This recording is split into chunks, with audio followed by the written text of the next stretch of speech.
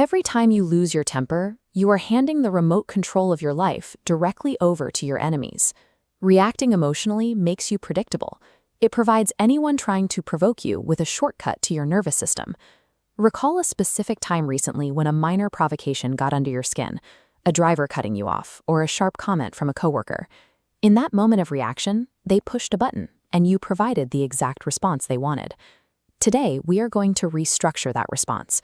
By applying this Stoic protocol, you can create a reliable defense against these emotional disruptions. To stop the reaction, you must understand the biological mechanism behind it, the amygdala hijack. When your brain perceives a threat, it floods your body with stress hormones. This bypasses your logic center entirely. Regretful words are a direct result of this logical center going temporarily offline. Look at this timeline. Between any trigger and your reaction, there is a micro window of time. The Stoics called this the gap. Your level of self-control is determined by your ability to recognize and physically expand this space. Intercepting a provocation requires you to step into this timeline before the stress response takes over. Without a buffer, your emotional state is like a thin pane of glass. When an insult hits, the reaction is instant and destructive. This shattering occurs because there is no internal structure to absorb the impact. The goal is to rebuild this internal structure into a functional buffer. Consider the difference when that same rock hits a solid brick wall. The wall doesn't move or break. The rock loses its momentum and falls. A resilient mindset functions the same way. It absorbs the impact of external comments without changing its own internal state. Moving toward this brick structure ensures that external provocations lose their ability to dictate your internal mood. Building this buffer requires you to strip the emotional weight away from the words being thrown at you. When someone insults you, look at the physical reality. They are simply expelling air and making sounds with their mouth.